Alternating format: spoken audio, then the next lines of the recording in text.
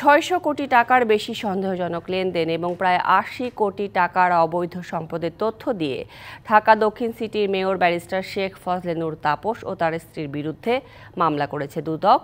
৫ই আগস্ট গণঅভ্যুত্থানের পর প্রথমবার শেখ পরিবারের কোনো সদস্যের বিরুদ্ধে এটি প্রথম দুর্নীতি মামলা।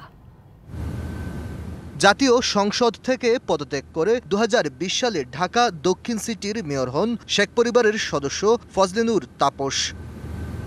৫ই আগস্ট ছাত্র জনতার গণ অভ্যুত্থানের পর আত্মগোপনে থাকেন। এরপর তাপস পরিবারের সম্পদের অনুসন্ধানে নামে দুদক। রবিবার তাপস ও তার স্ত্রীর বিরুদ্ধে আলাদা দুটি মামলা করেন দুদকের উপপরিচালক মনিরুল ইসলাম ও সহকারী পরিচালক ফেরদৌস রহমান। এজাহারে বলা হয়েছে ২০১৩ সাল থেকে ২০২৪ সালের আগস্ট পর্যন্ত শেখ ফজলে নূর তাপস তার ২৭টি ব্যাংক হিসেবে ৫৩৯ কোটি ১৬ লাখ টাকা ও ৫ কোটি ১৭ লাখ মার্কিন ডলার সন্দেহজনক লেনদেন করেছেন, যা জ্ঞাত আয়ের সাথে অসঙ্গতিপূর্ণ।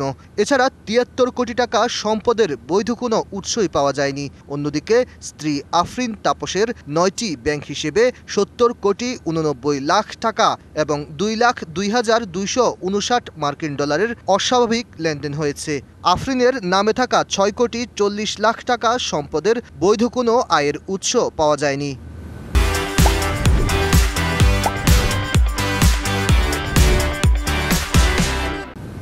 দুদকের মহাপরিচালক জানান, অবৈধ সম্পদের মালিক হয়েছেন তাপস।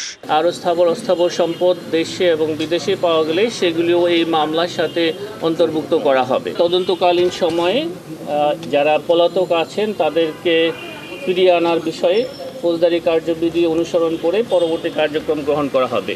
তাপস ও তার স্ত্রীর পাশাপাশি একই দিন পিএসসির নিয়োগ পরীক্ষায় প্রশ্নফাঁস কাণ্ডে আলোচিত গাড়ি চালক সৈয়দ আবেদ আলী, তার স্ত্রী এবং সন্তানের বিরুদ্ধে ৩টি মামলা করেন সংস্থাটির পরিচালক আলামিন। এসব মামলায় ৪.৫ কোটি টাকা অবৈধ সম্পদের তথ্য দেওয়া হয়েছে এবং দুর্নীতি দমন কমিশন বিধিমালা অনুসরণ করে পরবর্তী কার্যক্রম গ্রহণ করবেন। Aditya Rafat, DBC news, Dhaka.